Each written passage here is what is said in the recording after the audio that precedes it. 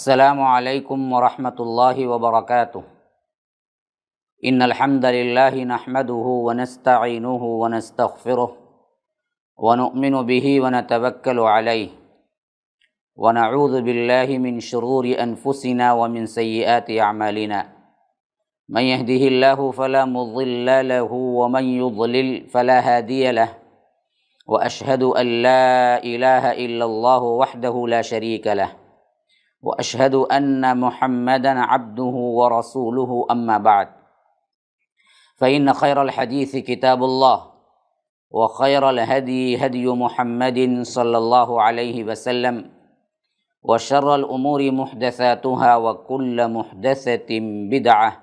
وكل بدعة ضلالة وفي رواية وكل ضلالة في النار۔ فأعوذ بالله السميع العليم من الشيطان الرجيم من همزه ونفثه ونفخه قل تعالوا أتل ما حرم ربكم عليكم ألا تشركوا به شيئا وبالوالدين إحسانا ولا تقتلوا أولادكم من إملاق نحن نرزقكم وإياهم ولا تقربوا الفواحش ما ظهر منها وما بطن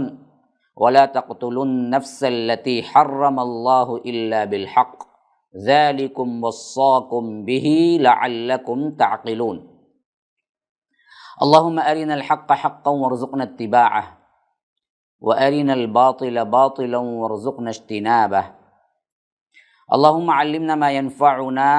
وانفعنا بما علمتنا وارزقنا علما۔ رب اشرح لي صدري ويسر لي أمري واحلل عقدۃ من لسانی یفقہوا قولی۔ اس اللہ کے نام سے ابتدا جس کے ناموں کی کوئی انتہا ہی نہیں۔ ولو ان ما فی الارض من شجرۃ اقلام والبحر یمدہ من بعدہ سبعۃ ابحر ما نفدت کلمات اللہ۔ اس ذات اقدس پر کروڑوں درود و سلام ہوں جو تمام جہانوں کے لیے رحمت للعالمین بن کے آئے تھے۔ اللہم صلی علی محمد وعلی آل محمد کما صلیت علی ابراہیم وعلی آل ابراہیم انک حمید مجید وبارک علی محمد وعلی آل محمد کما بارکت علی ابراہیم وعلی آل ابراہیم انک حمید مجید۔ برادران اسلام، واجب الاحترام بزرگوں، دوستوں، عزیز ساتھیوں، لائق احترام ماؤں اور بہنوں، دورہ ترجمہ قرآن الحمدللہ ہر ہفتہ آپ کے سامنے پیش کیا جا رہا ہے۔ گزشتہ کا جو مضمون سورہ انعام کا ہم نے پڑھا وہ آیت نمبر 150 تک تلاوت ہو چکی اور اس کا ترجمہ ہم نے دیکھا۔ ابھی میں نے جو آپ کے سامنے جو آیت تلاوت کی ہے وہ سورہ انعام سورہ نمبر 6 آیت نمبر 151 تلاوت کی ہے۔ پچھلے آیتوں میں اللہ تبارک و تعالی نے مشرکین مکہ کے غلط عقائد اور ان کے خود ساختہ وہ عقیدے جو انہوں نے اللہ کی طرف جھوٹ منسوب کر رکھے تھے اس کے بارے میں تردید اور سخت ترین تردید کی کہ تم نے اللہ پر جھوٹ باندھا ہے اور نباتات میں، جانوروں میں، حیوانات میں تم نے تقسیم بندی اپنے طور پر کی اور اپنے مجاوروں اور خاص طور پر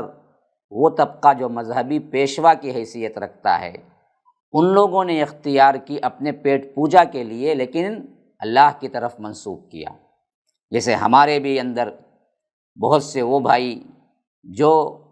بریلوی کہلاتے ہیں اور وہ لوگ بھی جو خاص کر علم نہیں رکھتے ہیں ان معصوموں کو اسی طرح کا چکمہ دے کر، دھوکہ دے کر نظر و نیاز، فاتحہ، درود، فلاں فلاں ہر ایک کے لیے پیسہ مقرر کر کے سمجھتے ہیں کہ ہم اللہ کے لیے کر رہے ہیں، اس کا ثواب ملے گا، حالانکہ یہ صرف اور صرف پیٹ بھرنے کے لیے کرتے ہیں۔ دین کو جتنا بگاڑا ہے ان پیٹ بھرے مولویوں نے اتنا کسی نے نہیں بگاڑا۔ تو اللہ تبارک و تعالیٰ نے ان کا تردیدی طور پر پورا بیان پچھلی آیتوں میں کر دیا۔ اب اصل حرام کیا ہے؟ تم نے اپنے خود ساختہ طریقے ایجاد کر لیے، یہ طریقے اللہ نے نازل نہیں کیے، اگر ہے تو بتاؤ تم، ان کنتم صادقین، کچھ ہو تو بتائیں گے نا جی، کچھ بھی نہیں تھا۔ تو اب یہاں سے اللہ تبارک و تعالیٰ وہ بیان کر رہا ہے جو واقعتاً اللہ کی طرف سے حرام ہے، اور سب سے پہلے فرمایا کہ قل تعالوا، اللہ کے رسول صلی اللہ علیہ وسلم آپ کہیے ان سے کہ آؤ میں تمہارے رب نے تم پر کیا حرام کیا ہے یہ پڑھ کے سناؤں۔ اتل ما حرم ربکم علیکم اللہ تشرکوا بہ شیئا، اس میں سب سے پہلے تاکیدی طور پر حکم آیا ہے، حالانکہ حرام اور بھی چیزیں ہیں، خصوصیت سے یہاں پر اللہ تبارک و تعالیٰ ذکر کر رہا ہے میں تمہارے اوپر پڑھ کے سناؤں میں تمہیں کیا حرام ہے۔ اور یہ بھی نقطہ یاد رکھیے، ہمارے ذہنوں میں حرام آتا ہے تو سب سے پہلے کیا آتا ہے؟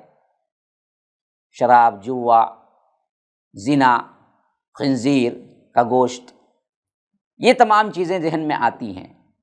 لیکن اصل سب سے بڑا حرام جو ہے نا وہ اللہ کے ساتھ کسی کو شریک کرنا،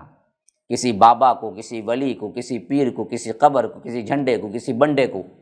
کا کوئی بھی ہو، اللہ کے ساتھ، اللہ کے جو صفات ہیں ان کے ساتھ اس میں شریک کرنا، یا اللہ کے جیسا ان کو بھی قرار دینا۔ غائبانہ اللہ سنتا ہے یہ بھی سنتے ہیں، غائبانہ اللہ دیکھتا ہے یہ بھی دیکھتے ہیں، کائنات کے اندر اللہ کا اختیار چلتا ہے اور ان لوگوں کے اندر بھی اختیارات ہیں، یہ بھی بچہ دے سکتے ہیں، یہ بھی کیا ہے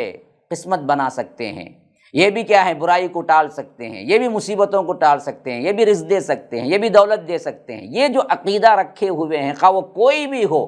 کوئی بابا ہو، کوئی ولی ہو، کوئی کیا ہے پیر ہو، کوئی عبد القادر جیلانی ہو، کالے شاہ ولی ہو، معین الدین چشتی ہو، اجمیری ہو، فلاں ہو، حتیٰ کہ نبی کے بارے میں بھی یہ عقیدہ نہیں رکھ سکتے کہ یہ دینے والے ہیں یا کائنات میں ان کا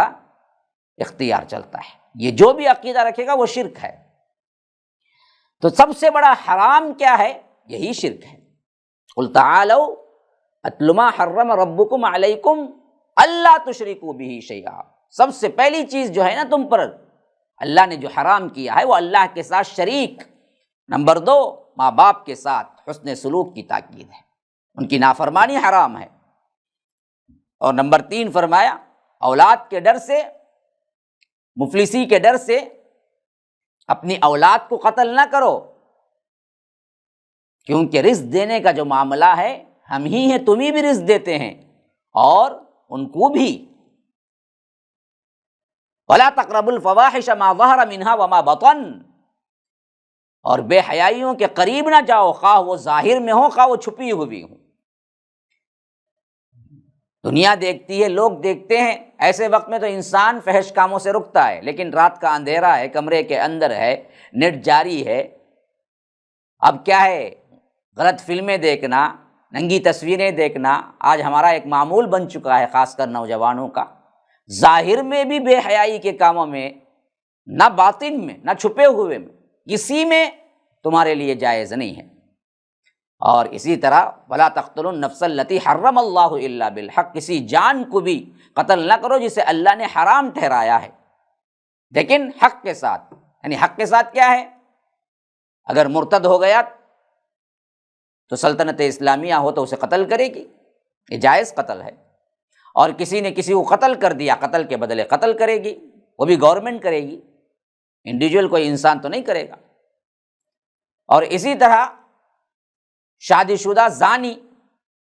شادی ہو کر جس نے زنا کیا ہے اسے قتل کرے گی۔ یہ جائز 3 چیزیں ہیں جسے قانون اجازت دیتا ہے، اور قانون کے رکھوالے جو ہیں وہ کریں گے، وہ بھی یہ حق کے ساتھ ہے۔ ذالکم وصاکم بھی، یہ ہے جس کا تاکیدی حکم ہے، جس نے تمہیں دیا ہے تاکہ تم سمجھو، لعلکم تعقلون۔ پھر اس کے بعد فرمایا وَلَا تَقْرَبُوا مَالَ الْيَتِيمِ إِلَّا بِالَّتِي هِيَ أَحْسَنُ حَتَّى يَبْلُغَ أَشُدَّهُ وَأَوْفُوا الْكَيْلَ وَالْمِيزَانَ بِالْقِسْطِ لَا نُكَلِّفُ نَفْسًا إِلَّا وُسْعَهَا وَإِذَا قُلْتُمْ فَعْدِلُوا وَلَوْ كَانَ ذَا قُرْبَىٰ وَبِعَهْدِ اللَّهِ أَوْفُوا ذَلِكُمْ وَصَّاكُمْ بِهِ لَعَلَّكُمْ تَذَكَّرُونَ کہ فرمایا کہ دیکھو یتیم کے مال کے قریب بھی نہ جاؤ، وَلَا تَقْرَبُوا مَالَ الْيَتِيمِ، مگر اس طریقے سے جو سب سے اچھا ہو، إِلَّا بِالَّتِي هِيَ أَحْسَنُ۔ یتیموں کا مال کھا جانا یہ تو بہت بڑا ظلم ہے، بہت بڑا حرام ہے۔ ان الذین یأکلون اموال الیتامی ظلما، جیسا کہ ہم پڑھ آئے ہیں سورہ نساء میں، جو لوگ یتیموں کا مال ظلماً کھا جاتے ہیں، انما یأکلون فی بطونہم نارا، یہ دراصل اپنے پیٹوں میں آگ بھرتے ہیں سیدھا سیدھا، کیونکہ یہاں تو وہ کھانا لگے گا ان کو، یہاں تو وہ مال لگے گا، لیکن قیامت کے دن اللہ تبارک و تعالی انہیں جہنم میں پھینکے گا اور ان کے پیٹوں کو آگ کھائے گی۔ انما یأکلون فی بطونہم نارا، یتیموں کا مال کھانا گویا کہ آگ کھانے کے برابر ہے۔ تو یہاں پر فرمایا تاکیدی حکم کہ یتیموں کے مال کے قریب بھی نہ جاؤ مگر احسن طریقے سے، الا باللتی ہی احسن۔ وہ کیا مطلب ہے؟ وہ یہ کہ ان کا مال جو کچھ بھی اچھا ہو اس کو لے کر ردی کا مال رکھ دیا جائے، بیکار کا مال رکھ دیا جائے، چیز ان کی بدل دی جائے، یا وہ لوگ جلدی بڑے ہو جائیں گے یہ سوچ کر ان کا مال انہی پر کیا ہے بے تحاشا خرچ کر دیا جائے، یا ان کے مال میں اپنے مال کو ملا کر یہ کہہ دیا جائے کہ ہم نے تو ان کو پالا ہے پوسا ہے تو اس میں خرچ ہو گیا۔ یہ سب چیزیں کیا ہیں؟ غلط ہیں۔ ہاں احسن طریقے سے ان کی پرورش کے لیے آپ کے پاس مال نہیں ہے، آپ کوئی کیا ہے یتیم کی پرورش کر رہے ہیں کسی رشتہ داری کے ناطے یا کسی بھائی کے ناطے، باپ نہیں ہے اس خاندان سے کسی بچی کو یا کسی بچے کو لے کر کر رہے ہیں یتیم ہونے کے ناطے، اب آپ کے پاس بھی وہ خرچ نہیں ہے، لیکن باپ بہت کچھ چھوڑ کے گیا ہے تو یتیم کے مال میں سے اس کے اوپر جو خرچ ہے وہ خرچ صرف نکال لیتے ہیں نیک نیتی کے ساتھ، اس پر جو خرچہ ہو رہا ہے تو اللہ تبارک و تعالیٰ نے کیا ہے اجازت دی ہے کہ الا باللتی ہی احسن، مگر اچھے طریقے سے۔ فرمایا کہ حتی یبلغ اشدہ، یہاں تک کہ وہ اپنی پختگی کو پہنچ جائے۔ ہاں مال کی نگرانی، یتیم کی نگرانی اس وقت تک ہے جب تک کہ وہ بلوغت کی عمر کو پہنچ جائے، بڑا ہو جائے، پھر اس کے بعد اس کو واپس کر سکتے ہیں۔ پھر اس کے بعد فرمایا کہ وَأَوْفُوا الْكَيْلَ وَالْمِيزَانَ بِالْقِسْطِ، ناپ تول میں انصاف کے ساتھ پورا کرو، یہ سب سے اہم ترین چیز ہے۔ پھر اس کے بعد فرمایا لا نکلف نفسا الا وسعها، ہم کسی شخص کو بھی تکلیف نہیں دیتے مگر اس کی طاقت کے مطابق۔ تو یہ سب احکامات اسی لیے دے رہے ہیں کہ تم کر سکتے ہو۔ وَإِذَا قُلْتُمْ فَعْدِلُوا وَلَوْ كَانَ ذَا قُرْبَىٰ، اور جب بات کرو تو انصاف کے ساتھ بات کرو، خواہ وہ تمہارے رشتہ داری کیوں نہ ہو، رشتہ داری کی وجہ سے جانبداری اختیار نہ کرو، سائیڈ نہ لو، حق جو ہے وہ حق بولو۔ وَبِعَهْدِ اللَّهِ أَوْفُوا، اور جو اللہ تبارک و تعالیٰ سے عہد ہے اس کو پورا کرو، جو کچھ تم نے اللہ سے عہد کیا ہے، لا الہ الا اللہ، اللہ ہی کی عبادت کا یہ معاملہ، یہ بھی ایک عہد ہے، کلمہ بھی ایک عہد ہے، اسلام بھی ایک عہد ہے۔ پھر اس کے بعد فرمایا ذالکم وصاکم بہ، یہ ہے وہ جسے ہم دراصل کیا کر رہے ہیں،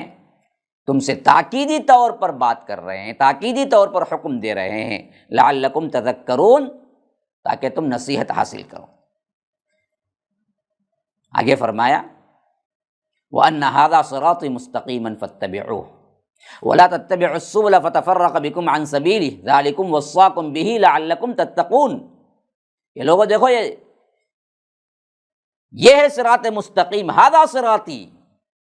یہ ہے میرا راستہ سیدھا بالکل مستقیماً، فاتبعوہ، بس تم اس پر چلو، ولا تتبعوا السبل، دوسرے راستوں پر ہرگز نہ چلو، فتفرق بکم عن سبیلی، وہ تمہیں اس کے راستے سے جدا کر کے چھوڑ دیں گے۔ ذالکم وصاکم بہ، یہ ہے تاکیدی حکم اس نے تمہیں دیا ہے تاکہ تم بچ جاؤ جہنم کے آگ سے، لعلکم تتقون، تاکہ تم بچو، تاکہ تم تقوی اختیار کرو۔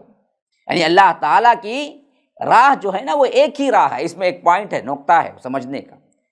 جب اپنی طرف نسبت دی، صراط مستقیم کی طرف نسبت دی، تو فرمایا ھذا صراطی، ایک ہی راستہ ہے وہ میرا، چار راستے نہیں ہو سکتے، حنفی مالکی شافعی حنبلی، راستہ جو ہے نا وہ ایک ہی ہے، ھذا صراطی مستقیما فاتبعوہ، اس کی پیروی کرو۔ لیکن جب غلط راستوں کے بارے میں بتلایا، باطل راستوں کے بارے میں بتلایا، تو جمع کا صیغہ استعمال کیا کہ فرمایا وَلَا تَتَّبِعُوا السُّبُلَ، دیکھو دوسرے راستوں کی، یعنی جمع کا صیغہ لایا۔ تو گمراہیاں، ضلالت بہت ہیں، حق ایک ہی ہے۔ جنت تک پہنچانے والی پہنچانے والا راستہ وہ ایک ہی ہے، لیکن شیطان نے گمراہ کرنے کے لیے کیا کیا؟ بہت سے راستے ایجاد کر لیے، بہت سے راستے ان کو بتا دیے، جیسا کہ حضرت عبداللہ ابن مسعود اور دیگر صحابہ سے یہ روایت ہے کہ اللہ کے رسول صلی اللہ علیہ وسلم نے صاف طور پر اس کا نقشہ بتا کر صحابہ کو سمجھایا۔ کہتے ہیں کہ ہمارے سامنے اللہ کے رسول صلی اللہ علیہ وسلم نے ایک لکیر کھینچی، پھر فرمایا کہ یہ ہے اللہ تبارک و تعالیٰ کا سیدھا راستہ۔ پھر اس کے دائیں بائیں چھوٹی چھوٹی لکیریں کھینچی، پھر فرمایا کہ یہ ہیں الگ الگ راستے، جن کے ہر راستے پر شیطان بیٹھا ہوا ہے، لوگوں کو بلا رہا ہے گمراہ کرنے کے لیے۔ پھر اس کے بعد اللہ کے رسول صلی اللہ علیہ وسلم نے اسی آیت کی تلاوت کی کہ وَأَنَّ هَذَا صِرَاطِي مُسْتَقِيمًا، احمد کی روایت کے اندر یہ بات آئی ہے۔ تو یہاں پر خاص طور پر اللہ تبارک و تعالیٰ نے صراط مستقیم کو ایک ہی صیغے سے بتایا کہ تمام دینوں میں صراط مستقیم صرف اور صرف اسلام ہے، باقی سب باطل ہیں۔ اس آیت میں جس طرح تمام باطل دینوں سے منع فرمایا ہے، اسی طرح اسلام میں بھی اس صراط مستقیم سے ہٹ کے جتنے فرقے ہیں سب سے روک دیا گیا۔ اسلام میں صرف سیدھی راہ کتاب و سنت کی راہ ہے، جس پر پہلے 3 زمانے کے لوگ گزرے، جنہیں اللہ کے رسول صلی اللہ علیہ وسلم نے خود بہترین انسان کا لقب دیا، بہترین لوگوں کا لقب دیا، خیر الناس قرنی، سب سے بہترین لوگ میرے زمانے، ثم الذین یلونہم ثم الذین یلونہم، پھر اس کے بعد تابعین، صحابہ تابعین، بس اللہ کے رسول صلی اللہ علیہ وسلم نے صاف فرما دیا۔ بخاری کے اندر کی روایت ہے 3651، تو اس کے سوا سب راستے ممنوع ہیں، خواہ وہ کوئی بھی ہوں، مذاہب اربع کی تقلید ہو، اہل بدعت کے بنائے ہوئے طریقے ہوں، کیونکہ یہ سب شروع میں تھے ہی نہیں، بعد میں پیدا ہوئے۔ ہر قسم کی بدعات گمراہ کن ہیں، بدعت حسنہ بدعت سیئہ وغیرہ کچھ نہیں ہے، خواہ حسنہ ہو سیئہ، سب بدعت، کل بدعت ضلالہ۔ خود ائمہ دین اور سارے مجتہدین سلف اور خلف سب نے یہی وصیت کی کہ دیکھو مجھے میری تقلید نہ کرو۔ سب کے سب نے جب تک رہے زندہ لوگوں کو یہی تاکید کی کہ اللہ کی کتاب اور اللہ کے رسول صلی اللہ علیہ وسلم کی سنت کی اتباع کرو، یہی صراط مستقیم ہے۔ تو اس لیے فرمایا کہ میری یہ راہ ہے نا، اس راہ کو تم مضبوطی سے پکڑ لو، ذالکم وصاکم بھی، یہ تاکیدی حکم ہے۔ یہ کل 3 آیات میں جو اللہ تبارک و تعالیٰ نے ذکر کیا ہے کہ آیت نمبر 151، 52، 53، یہ 10 احکامات ہیں، پورے جامع دین کا خلاصہ ہے، جس کو اللہ تبارک و تعالیٰ نے یہاں پر بیان کر دیا۔ پھر اس کے بعد فرماتا ہے ثم آتینا موسیٰ الکتاب تماما علی الذی احسن وتفصیلا لکل شیء وہدی ورحمۃ لعلہم بلقاء ربہم یؤمنون۔ دیکھو پھر ہم نے ہی موسیٰ کو کتاب دی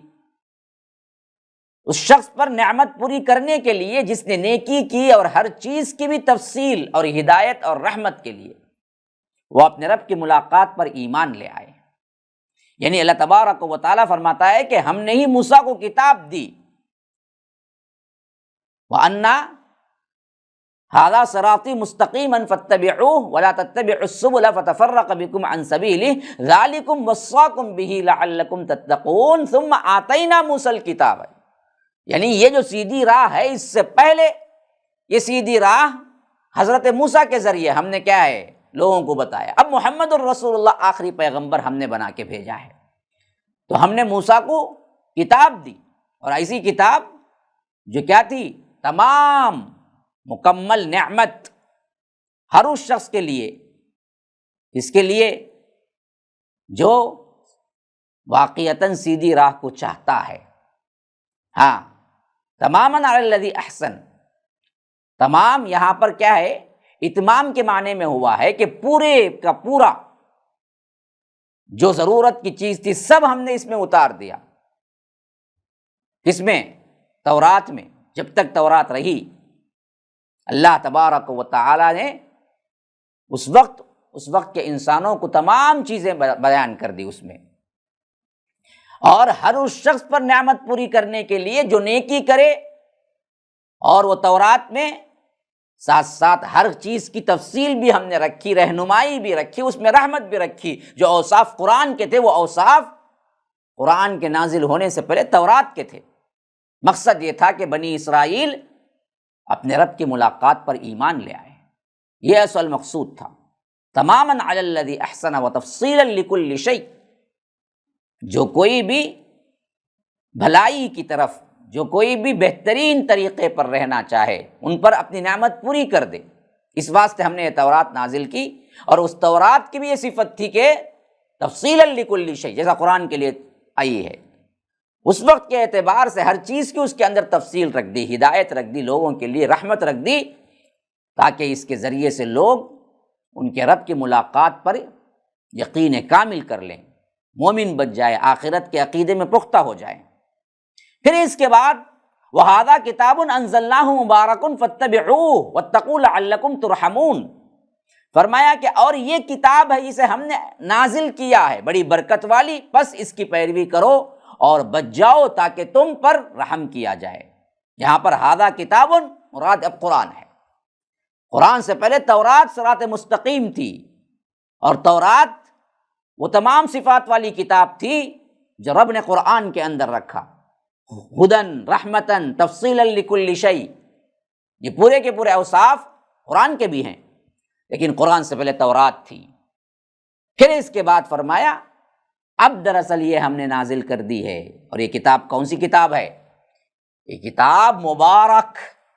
انزلناہ مبارک، بڑی بابرکت کتاب ہے جو ہم نے نازل کی ہے۔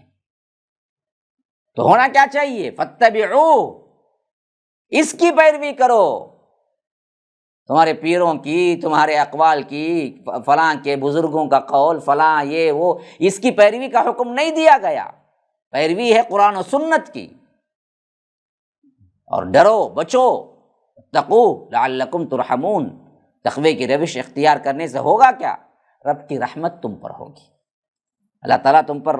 رحمت نازل کرے گا۔ تو پھر فرمایا ان تقولوا انما انزل الکتاب علی طائفتین من قبلنا وان کنا عن دراستہم لغافلین، فرمایا کہ یہ کام ہم نے کیوں کیا؟ مسلسل سیدھی راہ جو بھی ہے، جب جس قوم کو جو ضرورت تھی اس کے ذریعے انبیاء کو بھیج کر کتابیں نازل کر کے برابر ان کو سیدھی راہ بتلاتا رہا، اب قیامت تک کے لیے سیدھی راہ بن کے آ گئی۔ یہ سلسلہ ہم نے کیوں رکھا؟ اس واسطے کہ ایسا نہ ہو کہ تم کہو کتاب تو صرف ان دو گروہوں پر اتاری گئی ہے، یعنی یہود و نصارہ پر، تورات اور انجیل، جو ہم سے پہلے تھے، اور بے شک ہم ان کے پڑھنے پڑھانے سے یقیناً بے خبر تھے، یہ نہ تم کہنے لگو۔ اب قرآن جو آ گیا ہے نا، یہ اس واسطے ہے کہ تم یہ نہ کہنے لگو کہ اس سے پہلے تو ہمارے پاس صرف دو کتابیں تھیں، قرآن اگر نازل نہ ہوا ہوتا تو یہ عذر تم پیش کرتے۔ وہ تو تورات انجیل تھی جو وہ اپنے لیے کہتے تھے صرف، علی طائفتین، طائفتین میں مراد یہاں پر کیا؟ طائفہ کا مطلب ہے گروہ، طائفتین دو گروہ، کون کون؟ یہود و نصارہ پر، من قبلنا ہم سے پہلے جو اترا ہے، اور وَإِن كُنَّا عَن دِرَاسَتِهِمْ لَغَافِلِينَ، ہم تو غافل تھے اس کے پڑھنے پڑھانے سے، ہم کو معلوم بھی نہیں تھا یہ ہمارے لیے ہے۔ تو یہ عذر نہ کرو، اس واسطے اب قرآن سامنے آ گیا ہے کہ تمہیں کیا ہے، یہ عذر اس وقت قیامت کے دن پیش کر کے چھٹکارا نہیں پا سکتے۔ پھر فرمایا او تقولو، یا تم یوں کہو، لو انا انزل علینا الکتاب لکنا اہدی منہم فقد جاءکم بینۃ من ربکم وہدی ورحمہ فمن اظلم ممن کذب بآیات اللہ وصدف عنہا سنجزی الذین یصدفون عن آیاتنا سوء العذاب بما کانوا یصدفون۔ اللہ تبارک و تعالی فرماتا ہے یا یوں کہو تم، یہ عذر تلاش کرو، اگر واقعی ہم پر کتاب اتاری جاتی، انزل الکتاب، اگر ہم پر اللہ تبارک و تعالی کتاب اتارتا، انزل علینا الکتاب لکنا اہدی منہم، تو ہم ان سے زیادہ ہدایت والے ہوتے۔ یہ نہ کہو، اس واسطے ہم نے اب قرآن نازل کر دیا ہے، تم یہ نہ کہو اب، بلکہ یہ عذر تم کر ہی نہیں سکتے کہ اگر ہم پر کتاب نازل ہوتی، انزل علینا الکتاب لکنا اہدی منہم، ہم ان سے زیادہ ہدایت یافتہ ہوتے۔ اللہ کہتا ہے نہیں، فقد جاءت بینۃ من ربکم ورحمہ، بس بے شک تمہارے پاس تمہارے رب کی طرف سے ایک روشن دلیل اور ہدایت اور رحمت آ چکی ہے، یہ قرآن۔ اب اس سے بڑھ کر ظالم کون ہوگا کہ قرآن آنے کے باوجود بھی قرآن کی اتباع اور قرآن کو اپنا زندگی کا رہنما نہ بنائے۔ فقد جاءکم بینۃ من ربکم وہدی ورحمہ فمن اظلم ممن کذب بآیات اللہ وصدف عنہا، اس سے بڑا ظالم کون ہوگا جو اللہ کی آیتوں کو قرآن آنے کے باوجود بھی قرآن کو جھٹلائے اور کنارہ کشی اختیار کرے، اس سے کنارے کنارے ہو جائے، اس سے سبق نہ لے۔ سنجزی الذین، ضرور ہم کیا ہیں، اسے زبردست سزا دیں گے، یصدفون عن آیاتنا، جو ہماری آیتوں سے صرف نظر کرتا ہے، جو ہماری آیتوں سے کنارہ کشی اختیار کرتا ہے، سوء العذاب، بڑا زبردست اور برا عذاب ہے، بما کانوا یصدفون، ان کے اس کنارہ کشی کرنے پر اللہ ان کو دے گا، جہنم کا عذاب ان کے لیے ہم نے تیار کر کے رکھا ہے۔ تو اللہ تبارک و تعالی نے گویا کہ دو عذر جو ہو سکتے تھے، اگر قرآن نازل نہ ہوتا تو وہ دونوں عذر بیان کر دیا کہ دیکھو یہ عذر ہو سکتے تھے لیکن اب نہیں ہو سکتے، کیونکہ قرآن تمہارے درمیان ہے۔ اب درمیان قرآن ہوتے ہوئے کوئی گمراہی کے راہ پہ چلتا ہے، کوئی شرک کے راہ پہ چلتا ہے، کوئی باباؤں کی باتوں میں آتا ہے، کوئی پیروں کے باتوں میں آتا ہے، کوئی کیا ہے گمراہ لوگوں کے باتوں میں آتا ہے، اور کل عذر پیش کرے گا کہ اے اللہ مجھے تو معلوم نہیں تھا نا، تو اللہ یہی کہے گا کہ ہم نے قرآن اتار دیا تھا، تو پڑھا نہیں، سمجھا نہیں، اس پر عمل نہیں کیا، تو اب یہ عذر قابل قبول نہیں ہوگا۔ یہ عذر اس وقت قابل قبول ہوتا جب ہم صرف انجیل اور تورات اتار کے چھوڑ دیتے، لیکن ہم نے انجیل اور تورات کے بعد قرآن کو اتار دیا، تمہارے اوپر کوئی عذر باقی نہ رہے، تو اب گمراہی کا راستہ اختیار کیا، قرآن کو نہیں پڑھا، بزرگوں کی راہوں پہ چلتے رہے، جو وہ کہتے ہیں بس اسی کو صحیح سمجھتے رہے، تو کل کے دن تم پکڑے جاؤ گے، اور اس وقت تمہارا کوئی عذر نہیں چلے گا، اور رب العالمین تمہاری اس طرح کی قرآن سے کنارہ کشی اور قرآن سے غافل رہنے پر بڑا برا عذاب دے گا، سوء العذاب، بڑا برا عذاب دے گا۔ پھر فرمایا کہ هل ينظرون الا ان تأتيهم الملائكة او يأتي ربك او يأتي بعض آیات ربك یوم یأتی بعض آیات ربک لا ينفع نفسا ایمانها لم تکن آمنت من قبل او کسبت فی ایمانها خیرا قل انتظروا انا منتظرون۔ اب اس کتاب کے آ جانے کے بعد بھی اگر تم ایمان نہیں لا رہے ہو، اس کی اتباع نہیں کر رہے ہو، اپنی اصلاح نہیں کر رہے ہو، تو پھر کون سی بات کا انتظار کر رہے ہو؟ هل ينظرون، کیا اس بات کا تم انتظار کر رہے ہو کہ الا ان تأتیہم الملائکہ، یہ فرشتے آ جائیں تمہارے پاس، یا او یأتی ربک، تمہارا رب تمہارے سامنے آ جائے، یا نہیں او یأتی بعض آیات ربک، تیرے رب کی نشانیاں کچھ اس میں سے آ جائیں۔ یوم یأتی بعض آیات ربک، یاد رکھو جب تیرے رب کی نشانیاں آ جائیں گی، کچھ بھی کوئی بھی نشانی اللہ دکھا دے گا قیامت کے قرب قیامت کی نشانیوں میں، خاص طور پر لا ينفع نفسا ایمانها، پھر اس کے بعد کسی نفس کا ایمان لانا اس کے لیے نفع بخش نہ ہوگا، اس کا ایمان لانا کوئی فائدہ نہیں ہوگا۔ ہاں، الا یہ کہ لم تکن آمنت من قبل او کسبت فی ایمانہا خیرا، کہ اس سے پہلے وہ ایمان لا چکا ہو یا اپنے ایمان کے اندر کوئی بھلائی کمائی ہو، بس۔ تو فرمایا کہ قل انتظروا، اللہ کے رسول صلی اللہ علیہ وسلم ان سے کہیے تم بھی انتظار کرو، انا منتظرون، اور ہم بھی انتظار کرتے ہیں، ہم بھی منتظر ہیں۔ خاص طور پر اس آیت کی تفسیر میں ایک تو یہ بات ذہن میں رکھیے کہ کفار پر اسلام کے حق ہونے کے دلائل تو پوری طرح واضح ہو چکے تھے، مگر وہ صرف ہٹ ڈرمی اور لاجواب کرنے کے لیے ضد میں آ کر ایسی چیزوں کا مطالبہ کرتے رہتے تھے کہ ہمیں معجزات دکھاؤ، فلاں کرو، تو اللہ کہتا ہے کہ حل ینظرون، تم کس بات کا انتظار کر رہے ہو؟ الا ان تأتیہم الملائکہ، ملائکہ آ جائیں،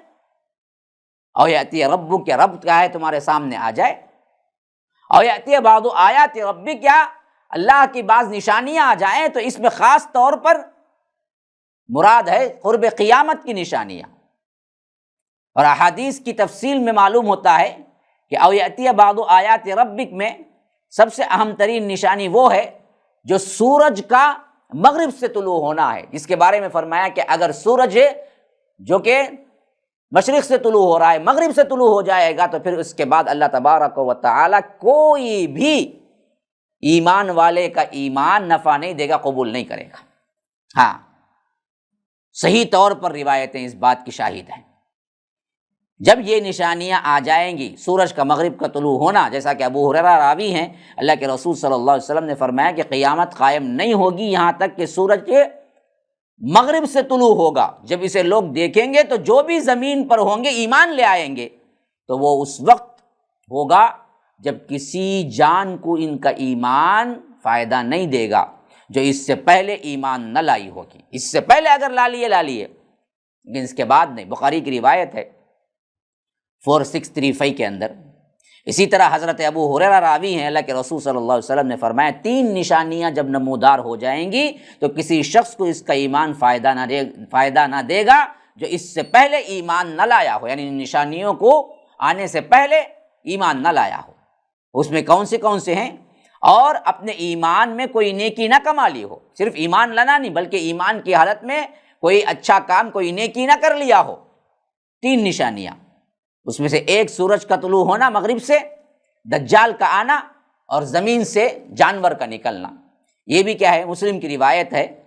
158 حدیث نمبر۔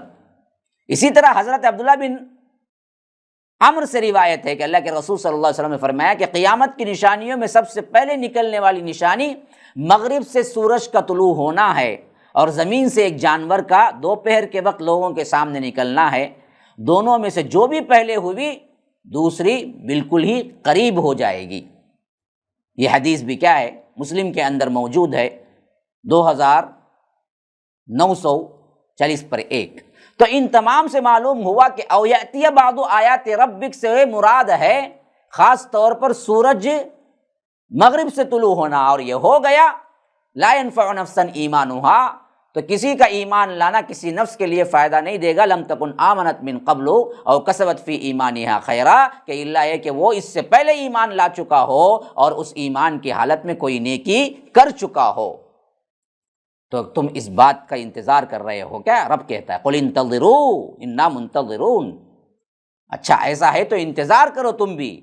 ہم بھی دراصل منتظر ہیں۔ پھر فرمایا کہ یہ بہت پورے فرقوں کو کاٹ کر رکھ دینے والی آیت ہے۔ فرمایا یہ یاد رکھ لیجئے، سورہ انعام سورہ نمبر 6 آیت نمبر 159، کبھی نہیں بھولنا، ان الذین فرقوا دینہم وَكَانُوا شِيَعًا لَسْتَ مِنْهُمْ فِي شَيْءٍ إِنَّمَا أَمْرُهُمْ إِلَى اللَّهِ ثُمَّ يُنَبِّئُهُمْ بِمَا كَانُوا يَفْعَلُونَ، کہ فرمایا کہ بے شک وہ لوگ جنہوں نے اپنے دین کو ٹکڑے ٹکڑے کر لیا، جدا جدا کر لیا، فرقوا دینہم، کئی گروہوں میں بڑھ گئے، وَكَانُوا شِيَعًا لَسْتَ مِنْهُمْ فِي شَيْءٍ، تو کسی چیز میں بھی اے اللہ کے رسول صلی اللہ علیہ وسلم آپ نہیں ہیں، کسی چیز میں بھی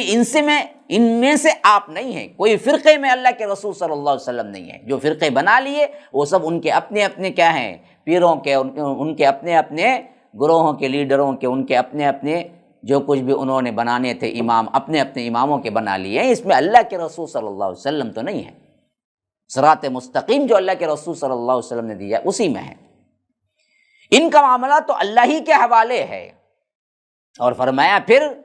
کوئی نہیں بتائے گا جو کچھ بھی وہ کیا کرتے تھے۔ بہت اہم ترین، دین کی اصل ترین جو بنیاد ہے اس کو یہاں پر بتا دیا گیا۔ یعنی اصل میں دین کیا تھا؟ ایک ہی ہے، ایک ہی رہے گا، ایک ہی تھا، جس کی بنیاد توحید، یوم آخرت اور انبیاء پر ایمان اور ان کی اطاعت پر ہے، جسے رب العالمین نے قرآن میں کئیوں جگہ، آپ کو اگر حوالے چاہیے تو میں دے رہا ہوں، سورہ مومنون اللہ تبارک و تعالی فرما رہا ہے 53 52 میں، سورہ یونس آیت نمبر 19، سورہ انعام 153 جو ہم ابھی پڑھا ہے، سورہ بقرہ 213۔ اللہ تبارک و تعالی نے ان آیتوں پہ کیا ہے پوری تفصیل سے بیان کیا کہ قرآن اور حدیث اصل بنیاد ہے دین کی، فرقے بازیوں میں کچھ نہیں رکھا ہے۔ تو معاملہ کیا ہوا؟ لوگ اپنے اپنے زمانے کے مطابق غلط راہوں پہ پڑے، لیکن اس اصل دین سے کبھی بھی کسی بھی نبی کو مبرہ نہیں کیا گیا۔ ہر نبی کی دعوت یہ تین چیزوں پر مشتمل تھی جو اصلاً ہے، توحید، آخرت اور رسول کی اطاعت۔ ان چیزوں پر دین کا انحصار تھا۔ ہاں کچھ تھا تو شریعت میں کچھ تبدیلیاں ہو سکتی تھی جو وقت کے لحاظ سے ہوئی، بقیہ کسی پر کوئی تبدیلی نہیں ہوئی۔ اور نبی آخر الزماں صلی اللہ علیہ وسلم کی آمد پر تو اللہ تعالیٰ نے قیامت تک کے لیے ہر انسان کے لیے ان پر ایمان لانا اور ان کے طریقے پر چلنا لازم کر دیا۔ اب کوئی بھی اپنا الگ جدا گانا کوئی راستہ اختیار کر ہی نہیں سکتا، خواہ وہ کر کے اگر کچھ بھی کر لے، لیکن وہ اللہ کے پاس مسلم نہیں مانا جائے گا۔ کوئی بھی ہو، دہریہ ہو، مشرک ہو، یہودی ہو، نصرانی ہو، کتنا بھی اچھا عمل کر لے، اگر وہ اللہ کے رسول صلی اللہ علیہ وسلم کو نہ مانتا ہو تو پھر تو کیا ہے، کوئی اس کی اہمیت نہیں ہے۔ تو فرقہ بازیوں میں مت پڑو مسلمانوں۔ اسی واسطے اللہ کے رسول صلی اللہ علیہ وسلم، ابو ہریرہ کی روایت ہے، فرمایا کہ یہود 71 فرقوں میں اور نصارہ 72 میں، اور میری امت 73 فرقوں میں تقسیم ہو جائے گی۔ بتلانا مقصود یہ تھا کہ دیکھو اس طرح کی تقسیم بندی میں تم شامل نہ ہونا۔ ابو داؤد کی روایت ہے، اور اسی طرح یہ روایت ترمذی میں بھی آئی ہے 2640، اور ابن ماجہ میں آئی ہے 3909 پر 2، ابن حبان میں آئی ہے 6730 پر 1۔ حضرت معاویہ ابن ابی سفیان سے روایت ہے ایک اور روایت، جس میں اللہ کے رسول صلی اللہ علیہ وسلم کہتے ہیں کہ ہم میں سے کھڑے ہوئے اور فرمایا، یاد رکھو لوگو، تم سے پہلے اہل کتاب 72 فرقوں میں فرقہ فرقہ، ملت ملت ہو گئے، الگ الگ ہو گئے، اور یہ جو ہوئے سب کے سب کیا ہیں، جہنم میں جائیں گے۔ سب کے سب کیا ہیں، غلط فرقے ہیں۔ اور فرمایا کہ یاد رکھو لوگو، اہل کتاب 72 ملتوں میں تقسیم ہوئے، اور یہ ملت، یہ امت 73 فرقوں میں تقسیم ہو جائے گی، اور ان میں سے 72 جتنے فرقے ہیں، 72 فرقے، سب کے سب آگ میں ہوں گے، ایک فرقے کے۔ یہ احمد کی روایت ہے۔ حضرت عبداللہ بن عمر کی روایت میں ہے کہ وہ سب آگ میں ہوں گے مگر ایک فرقے کے۔ لوگوں نے پوچھا یا رسول اللہ وہ کون ہیں؟ فرمایا کہ ما انا علیہ واصحابی، جس پر میں اور میرے صحابہ ہیں، بس یہ ہے وہ فرقہ جو دراصل یہاں پر اللہ کے رسول صلی اللہ علیہ وسلم سے فرمایا جا رہا ہے کہ سب کو چھوڑو اور آپ کسی فرقے میں نہیں ہیں، اور ہمیں بتایا جا رہا ہے کہ وہ فرقہ کون سا ہے، جو صحابہ والا فرقہ ہے، جو کتاب و سنت کے ساتھ منہج سلف پہ چلتا ہے، وہ فرقہ ہے، اس کے علاوہ کوئی نہیں ہے۔ پھر فرمایا کہ من جاء بالحسنۃ فلہ عشر امثالہا ومن جاء بالسیئۃ فلا یجزی الا مثلھا وہم لا یظلمون، کہ فرمایا کہ جو شخص نیکی لے کر آئے گا تو اس کے لیے اس جیسی 10 نیکیاں ہوں گی، اور جو برائی لے کر آئے گا سوائے اسے اس برائی کا بدلہ دیا جائے گا اسی کے مثل۔ ایک برائی کو اللہ 10 کا بدلہ نہیں دے گا، یہ اللہ ارحم الراحمین ہونے کی سب سے بڑی دلیل ہے۔ اچھائی کر کے آؤ گے تو ایک اچھائی کا بدلہ ہم 10 گنا دیں گے، برائی کر کے آؤ گے تو ہم برائی کا بدلہ بالکل ایک ہی برائی دیں گے، اس کے مثل دیں گے، وَهُمْ لَا يُظْلَمُونَ، ہرگز بھی ظلم نہیں کیا جائے گا تم پر۔ یعنی اللہ تبارک و تعالی نے قرآن کے اندر یہ اسلوب اختیار کیا ہے کہ جہاں جہاں ڈراوا ہے اس کے ساتھ ساتھ بشارتیں ہوتی ہیں۔ تو فرمایا کہ دیکھو اوپر اللہ تبارک و تعالی ڈرا رہا ہے کہ ڈرو، صراط مستقیم پر چلو، اگر چلنا تمہیں منظور ہو گیا تو پھر بشارت بھی دے رہا ہے کہ دیکھو تمہاری ایک نیکی بھی اگر میرے پاس پہنچے گی تو اس نیکی کو ہم تمہیں کیا ہے 10 گنا بنا کے واپس لوٹائیں گے۔ ہاں، اللہ تبارک و تعالی نیکی کا جو اصول بیان کیا ہے وہ دراصل کیا ہے، اپنے فضل پہ رکھا ہے۔ نیکی کا جو بدلہ اللہ دے گا وہ اپنے فضل پہ رکھا ہے، جتنا چاہا بڑھا دیا، لیکن برائی کا جو بدلہ رکھا ہے اللہ نے وہ اپنے عدل پہ رکھا ہے، یہ ایک برائی کا بدلہ ایک ہی دے گا، لیکن اچھائی کا بدلہ اپنے فضل پہ رکھا ہے، 1 نہیں 2 نہیں 3 نہیں 10 نہیں، بعض جگہ تو 700 گنا بھی آیا ہے کہ ہم کیا کریں گے، اس نیکی کو 700 گنا بدلا کے دیں گے۔ جیسا کہ یہ انفاق فی سبیل اللہ کے سلسلے میں سورہ بقرہ 261 میں فرمایا کہ مثل الذین ينفقون اموالهم فی سبیل اللہ کمثل حبۃ انبتت 7 سنابل فی کل سنبلۃ 100 حبۃ، تو ایک کا 700 ہو گیا یہاں پر۔ تو اسی لیے فرمایا کہ دیکھو میں ایک نیکی جو تمہیں دیتا ہوں اس ایک نیکی کا بدلہ 10 دیتا ہوں، لیکن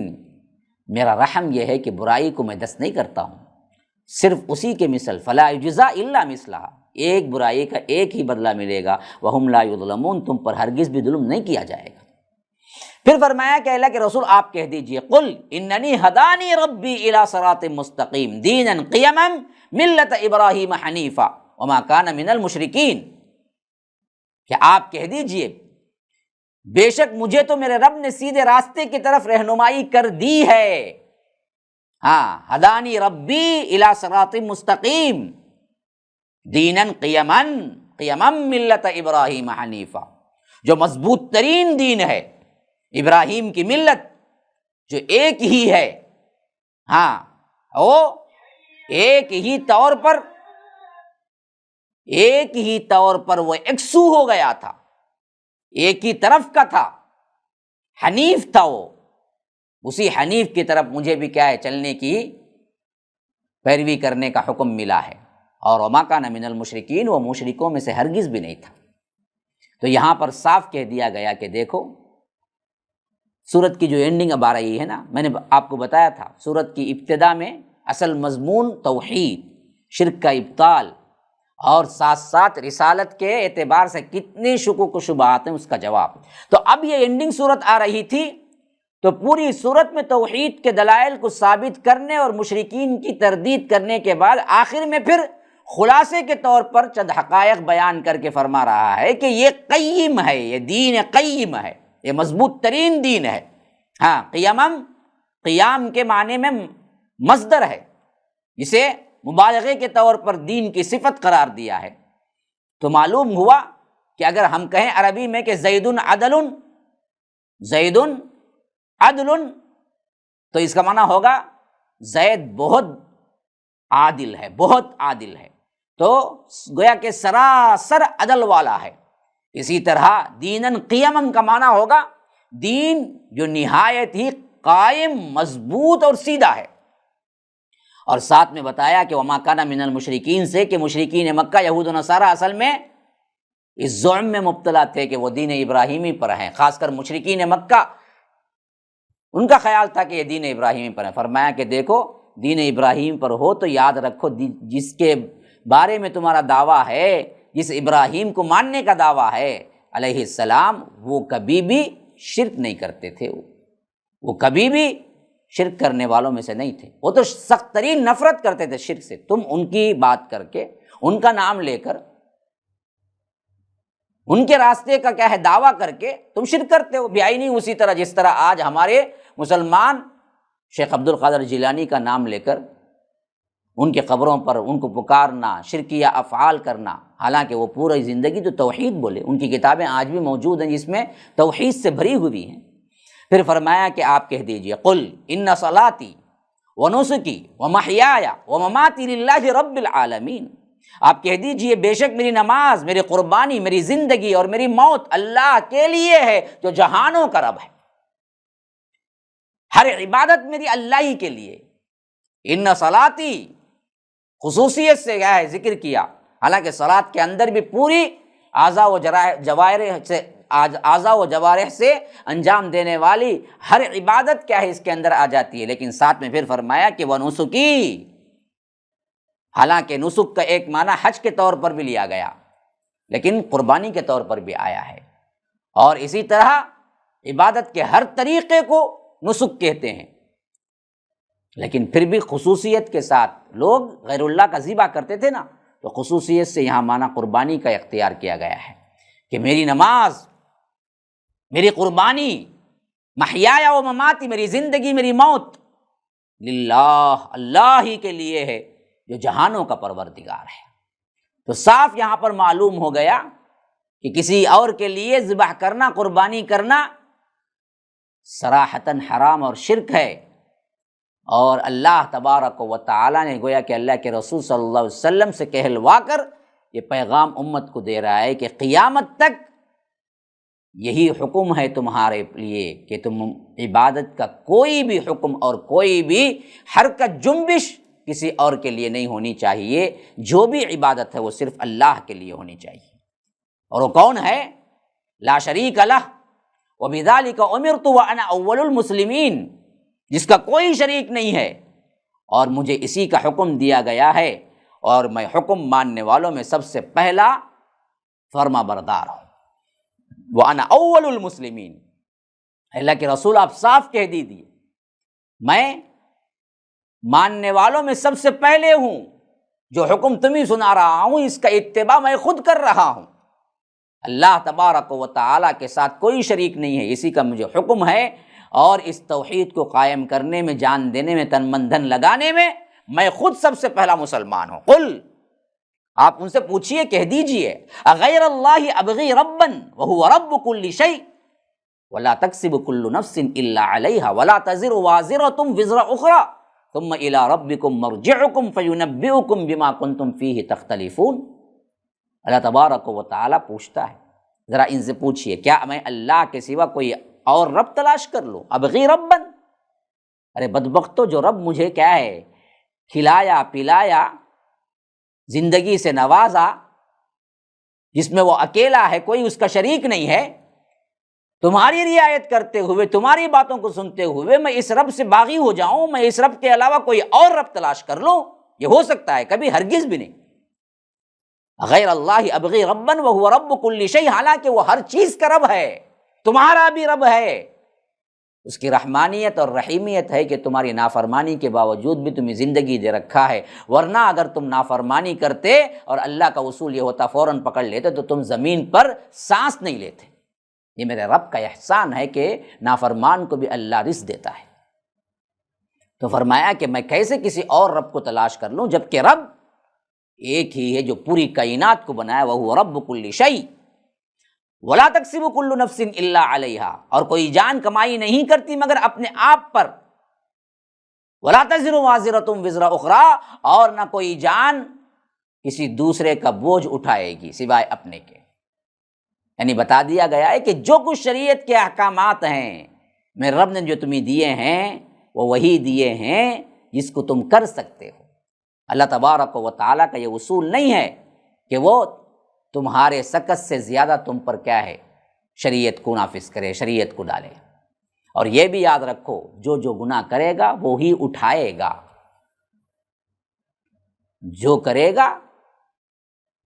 وہی تمہیں ملے گا، جو بوؤ گے وہی کاٹو گے۔ تم کیا ہے انار کا درخت پیر کر آم نکلنا ہے تو آم نہیں نکلے گا، ہاں نیمو کا درخت پیر کر آم نکلنا ہے تو آم نہیں نکلے گا، جو کھٹا پیرے گے وہ کھٹا ہی نکلے گا، جو میٹھا پیرو گے وہ میٹھا ہی نکلے گا۔ تو فرمایا کہ ولا تزر وازرۃ وزر اخری، دیکھو کہ کوئی کسی کا بوجھ نہیں اٹھائے گا، جو کچھ کمائی ہے وہ انہیں کو اٹھانا پڑے گا۔ پھر کیا ہوگا؟ ثم الی ربکم، پھر اس کے بعد تمہارے رب ہی کی طرف تم سب کو لوٹنا ہوگا، وہ تمہیں بتائے گا اس وقت جس میں تم اختلاف میں پڑے ہوئے ہو، آج کہ یہ صحیح ہے یہ غلط ہے، قرآن پڑھے بغیر فرقوں کے اختلافات میں جو پڑے ہوئے ہو، نہ کل قیامت کے دن اللہ تبارک و تعالیٰ بتا دے گا کہ حق تو صرف کتاب و سنت کے اندر تھا، تم کہاں بھٹکتے پھرتے تھے۔ تو اللہ تبارک و تعالیٰ یہاں صاف کہہ دیا ہے کہ کوئی کسی کا بوجھ نہیں اٹھائے گا، وَلَا تَزِرُ وَازِرَةٌ وِزْرَ أُخْرَىٰ، تو تم نے جو کمائی کی ہے اس پر نظر رکھو، فلاں بچا لیں گے، یہ کر لیں گے، کوئی بچانے والا اس دن نہیں آئے گا۔ پھر اس کے بعد اس سورت کی آخری آیت فرمایا وَهُوَ الَّذِي جَعَلَكُمْ خَلَائِفَ الْأَرْضِ وَرَفَعَ بَعْضَكُمْ فَوْقَ بَعْضٍ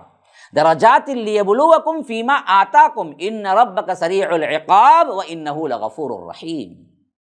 یہ فرمایا کہ وہی ہے وَهُوَ الَّذِي جَعَلَكُمْ خَلَائِفَ الْأَرْضِ، جس نے تمہیں زمین کا جانشین بنایا اور تمہارے بعض کو بعض پر درجوں میں بلند کر دیا، وَرَفَعَ بَعْضَكُمْ فَوْقَ بَعْضٍ دَرَجَاتٍ لِيَبْلُوَكُمْ، یہ دراصل کسی کو اونچا کسی کو نیچا جو بنایا ہے نا، کیوں؟ تاکہ وہ ان چیزوں میں تمہاری آزمائش کرے، ہاں جو اللہ نے دیا ہے۔ تو گویا کہ یہ بہت بڑی بات ہے سمجھنے کی کہ پیسے والا کوئی ہے تو وہ اللہ کی رحمت نہیں ہے، وہ بھی آزمائش ہی ہے کہ اللہ نے پیسہ دے کے کسی کو آزمایا، کسی کو چھین کے آزمایا۔ ہاں جو کچھ بھی دیا ہے سب آزمائش ہو رہی ہے، تو اسی لیے فرمایا کہ بے شک تیرا رب بہت جلد سزا دینے والا ہے، سریع العقاب، اور جہاں سزا دینے میں سریع ہے، تیز ہے، لیکن اسی کے ساتھ ساتھ وَإِنَّهُ لَغَفُورٌ الرحیم، کہ بے شک وہ یقیناً بے حد بخشنے والا اور نہایت مہربان ہے۔ یعنی سب سے پہلے تو یہ فرما دیا کہ یہ سورت کا جو خلاصہ ہونا تھا خاص طور پر توحید کا، تو فرمایا کہ وَهُوَ الَّذِي جَعَلَكُمْ خَلَائِفَ الْأَرْضِ، یعنی زمین میں ایک دوسرے کے بعد جو اقتدار بخشتا ہے یا ایک دوسرے کا جانشین جو بناتا ہے اللہ تبارک و تعالی، وہی رب العالمین ہے۔ تو اسی سے وہ آ گئے، وہ بات بھی سمجھنے میں آپ کو آسانی ہو جائے گی جس میں اللہ کہتا ہے کہ وَإِذْ قَالَ رَبُّكَ لِلْمَلَائِكَةِ إِنِّي جَاعِلٌ فِي الْأَرْضِ خَلِيفَةً، ہم نے کیا کیا تھا؟ فرشتوں کو اعلان کیا تھا کہ ہم زمین میں خلیفہ بنانے والے ہیں، کہ یہاں پر خلیفے کا مطلب اللہ کا نائب نہیں ہے،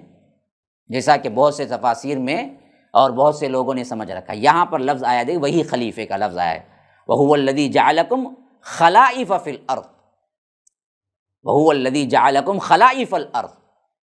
دوسری جگہ خلائف فی الارض بھی آیا ہے، یہاں پر فرمایا کہ خلائف الارض، کیا مطلب؟ ایک دوسرے کے بعد جانشین ہونا، وہی ہے جس نے تم کو